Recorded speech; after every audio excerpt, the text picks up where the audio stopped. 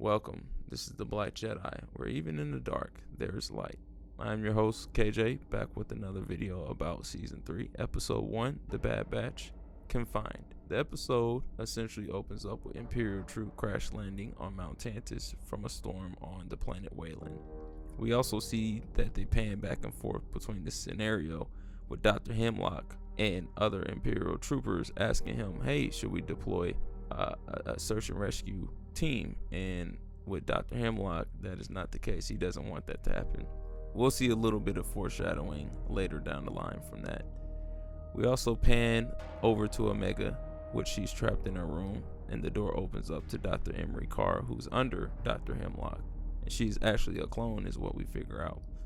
She and Omega have a brief conversation, and this also transitions into leaving her room, and Omega crosses paths with Crosshair, and they go into another room that collects blood samples. So Dr. Emery explains that it is used for various research projects, which is the case, but she didn't go into detail on what it's used for. So we transition with Nala Se, and she asks if Omega's samples had been taken, and Omega replies with yes. Nala Se explains the Empire desires the genetic M count, but the experiments aren't really healing.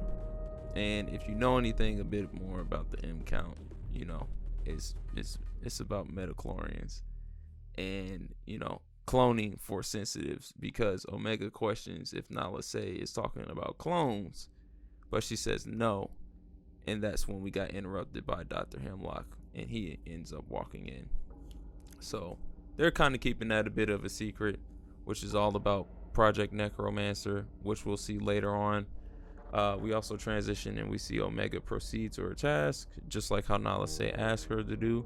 And the one thing that she's doing is feeding lurker hounds with droid K9X1. Omega has one lurker hound called Batcher, who isn't really eating. It's not really cooperating, I guess, with this task or experiment that they're doing. And we find Omega also talking with Crosshair, and basically what she wants to do is develop an escape plan, but Crosshair doesn't necessarily want to escape. Pretty much this mentality that seems to be shut down, and I think the prison has gotten to him mentally. I think that's the reason why he doesn't want to escape. Crosshair says Omega trusts too easily, but Omega says he doesn't trust enough, essentially saying that not all clones are there to help you out. We transition again and see Omega goes back to her room, and it seems to be her counting the days or the weeks that she's been at Mount Tantus. As time goes on, the same events keep happening, like Dr. Emery getting Omega ready for her task, walking down the hallway seeing Crosshair, getting blood samples, and then deleting her samples as well. We transition to Omega, Batcher, and K9X1, and what happens is Batcher is hurt, and Omega heals the wound with the first aid kit. Omega and Crosshair have conflict again because she meets him every once in a while about leaving Mount Tantus. And in this brief conversation, Crosshair says he wouldn't think twice about leaving her and that he belongs there, but Omega begs to differ.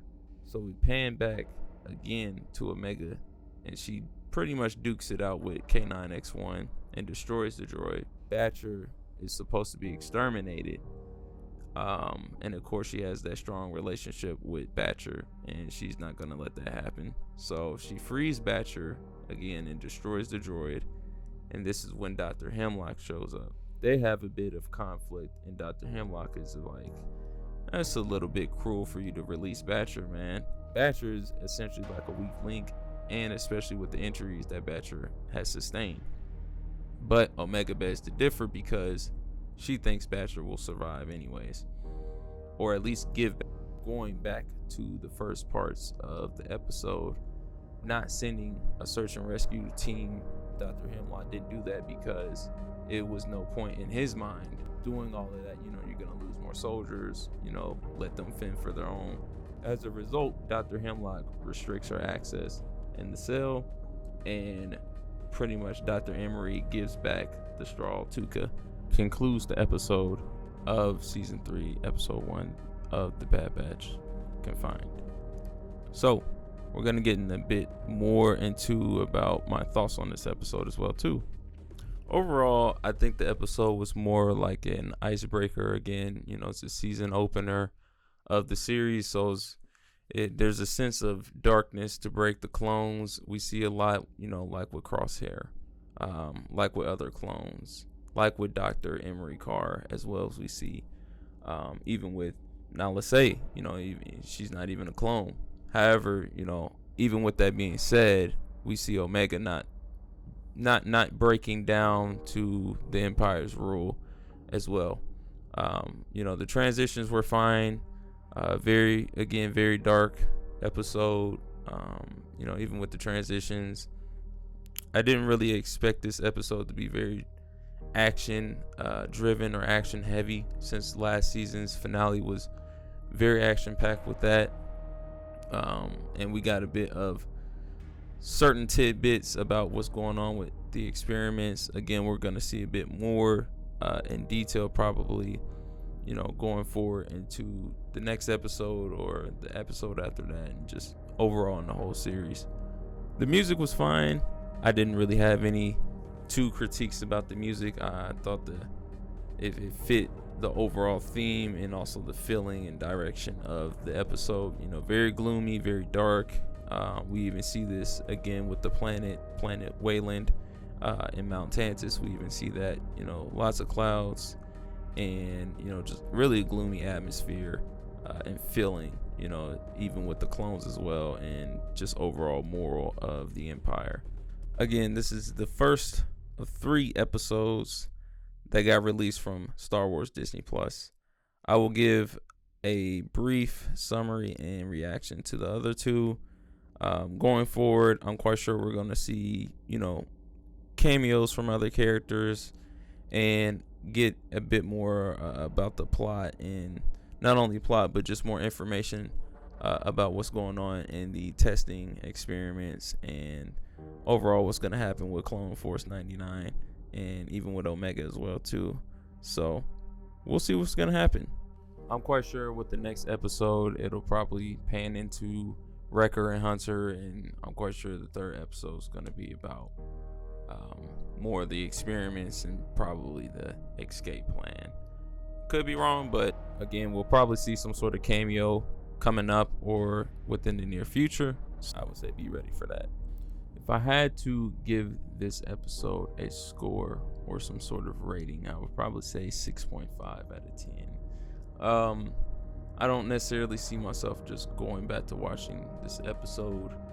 The replayability is not, 100% there, but I won't necessarily trash this episode because overall the whole series isn't done yet. I believe there's numerous amounts of episodes this season, so I don't think it's ending until like May. I could be wrong, guys, correct me on that, but I think we're gonna have a lot to unpack here, and where we can go back to this episode and reference a lot of things that happens in the future as well too.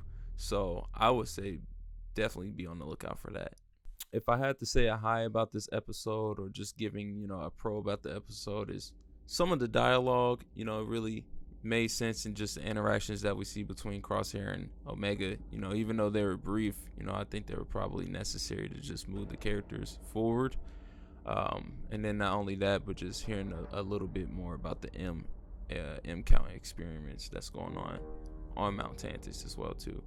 Overall, that is just a brief summary and my thoughts and rating about this episode 1 of the Bad Batch season 3, Confined. Let me know what you guys are thinking about this episode and your future guesses and theories for the rest of this series as well too. In particular with this season, who are we going to see cameo wise? What's going to happen and develop? Will Tech come back? A lot of people are theorizing that too. But again, like this video, subscribe, and comment down below, and be sure to share the video. Turn on your post notifications. And other than that, this is the Black Jedi, where we talk about the black voices of Star Wars and just Star Wars content, and give reactions and summaries and news. Tune in to the next episode. Even in the dark, there's light. May the Force be with you.